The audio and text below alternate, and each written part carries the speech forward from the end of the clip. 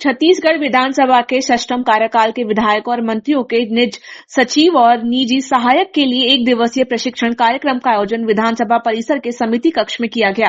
कार्यक्रम में नेता प्रतिपक्ष डॉक्टर चरणदास महंत, विधानसभा अध्यक्ष डॉक्टर रमन सिंह और संसदीय कार्य मंत्री केदार कश्यप शामिल हुए। विधानसभा अध्यक्ष डॉक्टर रमन सिंह ने कहा कि प्रशिक्षण सतत प्रक्रिया है जो जनप्रतिनिधियों और उनके सहयोगियों को अधिक दक्ष बनाती है। उन्होंने कहा कि विधायकों की सफलता में उनके सहयोगियों की भूमिका अहम होती है। 1 दिवसीय प्रशिक्षण रखा गया और जिसमें करीब सभी विधायक और मंत्रीगण के PAPS 100 से ऊपर आज के इस कार्यक्रम में सम्मिलित हुए। मुझसे पूछा गया कि प्रशिक्षण क्यों जरूरी है, तो मैंने यही बात कहा कि हमने सरकार बनने के बाद पहले मंत्रियों का IAM में प्रशिक्षण किया, फिर विधायक गणों को किया, अब PAPS का प्रशिक्षण 1 दिन का हो रहा है। इससे हमारी जानकारी विभाग में पकड़ और क्या उस PA और PS की भूमिका क्या है, क्योंकि महत्वपूर्ण क्यों है।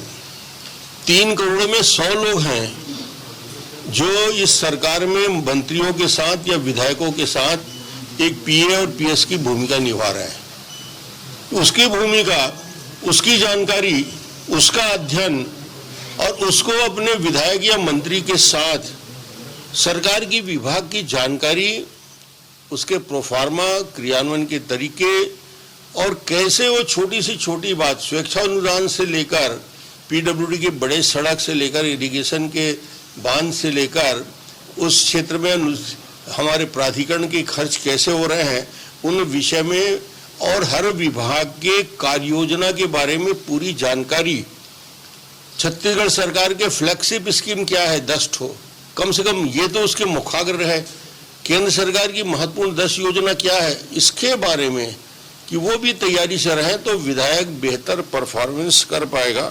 इसलिए ये 2014 के बाद प्रशिक्षण पहली बार हुआ है और आज हमारे बीच इस प्रशिक्षण में माननीय नेता प्रतिपक्ष मोहन जी का अनुभव का लाभ हमने लिया। उन्होंने भी मार्गदर्शन दिया। हमारे संसदीय कार्य मंत्री केदार जी का, विधानसभा के सचिव और संचालक और सभी लोग यहाँ उपस्थित रहे। मुझे लगता है कि ये भूमिका विधानसभा में कैसे PAPS की भूमिका एक तालमेल कैसे कर सकता है जनप्रतिनिधि के साथ साथ और हमारे सचिवालय और सचिवालयों के साथ साथ मंत्रालय में बैठे हुए अधिकारियों के साथ, और किस प्रकार हम उनके तालमेल से विधायक परफॉर्मेंस को बेहतर कैसे कर सकते हैं। और इस पूरे विषय में जो विधानसभा के काम है, प्रश्न का है, ध्यानाकर्षण का है, स्थगन का है, बजट में भाषण का है, और उसके लिए मैंने वही कहा कि विभाग के प्रतिवेदन जो होते हैं, विधानसभा के पूरे बजट के पूरे एक पैरा को कोई नहीं पढ़ता, बहुत बड़ा रहता है, कुछ लोग ही पढ़ते हैं, पर विभागीय प्रतिवेदन जो आता है उसको यदि PAPS एक बार पढ़ लेगा तो उसके विधायक के लिए वो एक अच्छा सहयोगी होगा कि आपने उस विभाग का प्रतिवेदन, यानी स्क्रीनिंग होता है, वो पूरी चीजें सामने आ जाती है, अच्छाई बुराई कमी। और ये CAG की जो रिपोर्ट प्रस्तुत है और फाइनेंस के संबंध में वित्तीय जो यहाँ पे बजट के पहले विभाग के द्वारा प्रस्तुत किया जाता है CAG के द्वारा, तो वो भी उस विभाग के बारे में जानकारी देने के लिए पर्याप्त रहता है। मुझे लगता है कि ये सारे विषय विधानसभा के बेहतर काम, और हम लोगों ने देखा है कि 1 बार 2 बार 3 बार 4 बार 5 बार यदि विधायक जीत रहा है उसकी सक्रियता तो रहती है, मगर ये भी समझ में आता है उसने अपने PAPS का सिलेक्शन बहुत अच्छा किया है, वो व्यवहारिक था, वो बहुत अच्छे तरीके से उस क्षेत्र में अपनी लोकप्रियता भी बनाए रखा, क्योंकि उसके द्वारा ही छवि मंत्री की या विधायक की बनती है। तो ये सावधानी रखने की जरूरत है। अभी विशेषज्ञ लोग दिन भर अपनी बात रखेंगे और सारे विषयों को उनको समझाने का प्रयास करेंगे, और अगला सत्र होगा जिसमें हम उनको विभाग की योजनाओं के संबंध में 6 महीने बाद हम करेंगे। उसमें सेक्रेटरीट में जाके और वहाँ के हॉल में बैठ के विभाग के सचिवों के माध्यम से अलग अलग योजनाओं और योजना के क्रियान्वयन और क्रियान्वयन के लिए कैसी प्रक्रिया है उसका भी करने का सोच रहे हैं। आगे उसको करेंगे। माननीय महान जी। सर पीए और पीएस के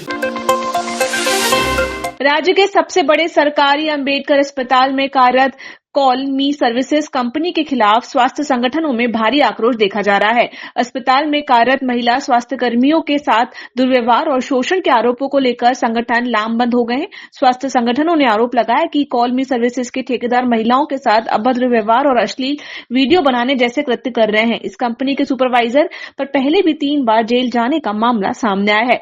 स्वास्थ्य संगठनों ने कंपनी के ठेके को तत्काल निरस्त करने की मांग की है और अंबेडकर अस्पताल परिसर में सांकेतिक प्रदर्शन करने की घोषणा की है।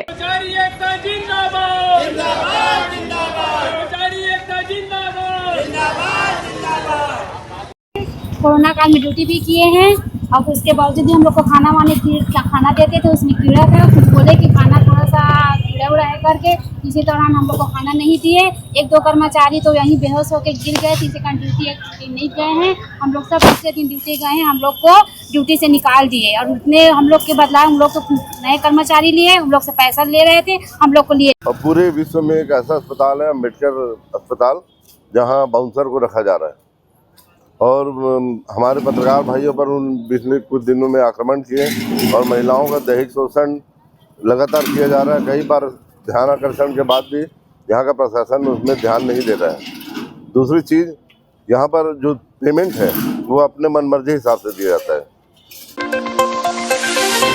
नगर निगम जोन 10 के अंतर्गत देवपुरी गुरुद्वारा सामुदायिक भवन में समाधान शिविर आयोजित किया गया। इस दौरान रायपुर ग्रामीण विधायक मोतीलाल साहू ने रायपुर विकास प्राधिकरण अध्यक्ष नंद कुमार साहू, नगर निगम आयुक्त विश्वदीप, MIC सदस्य डॉक्टर अनामिका सिंह, जोन अध्यक्ष सचिन मेघानी और अन्य अधिकारियों के साथ स्टॉलों का निरीक्षण किया। राज्य के सबसे बड़े सरकारी अंबेडकर अस्पताल में कार्यरत कॉलमी सर्विस कंपनी के खिलाफ स्वास्थ्य संगठनों ने विरोध प्रदर्शन किया। इस पर कांग्रेस संचार प्रमुख सुशील आनंद शुक्ला ने कहा कि मेकाहारा अस्पताल अव्यवस्था का केंद्र बन चुका है। उन्होंने बताया कि सभी पत्रकारों के साथ मारपीट होती है तो कभी मरीज इलाज के लिए भटकते हैं। मरीजों के परिजनों के साथ भी दुर्व्यवहार होता है और जांच रिपोर्ट के लिए महीनों इंतजार करना पड़ता है। स्थिति इतनी गंभीर हो चुकी है कि यहाँ के कर्मचारी ठेकेदार के खिलाफ आंदोलन कर रहे हैं। प्रदेश का सबसे बड़ा अस्पताल Mekahara medical college hospital Raipur इन दोनों अव्यवस्था का केंद्र बन गया है। कभी वहाँ पे कवर करने जाने वाले पत्रकारों के साथ वहाँ पे बाउंसर मारपीट करते हैं, कभी वहाँ पे इलाज के अभाव में मरीज भटकते हैं, कभी वहाँ पे मरीजों के परिजनों के साथ दुर्व्यवस्था की जाती है, कभी जांच कराने के बाद महीनों तक रिपोर्ट के लिए मरीज के परिजनों को भटकना पड़ता है। तो स्थिति इतनी ज़्यादा भयावह हो चुकी है कि वहाँ के जो कर्मचारी हैं वो अपने ठेकेदार के खिलाफ आंदोलन कर रहे हैं। तो प्रदेश का सबसे बड़ा अस्पताल व्यवस्था का पूरी तरीके से केंद्र बन गया है। बेहद दुर्भाग्यजनक है कि राज्य सरकार वहाँ व्यवस्था सुधारने की दिशा में कोई ठोस कदम नहीं उठा रही है।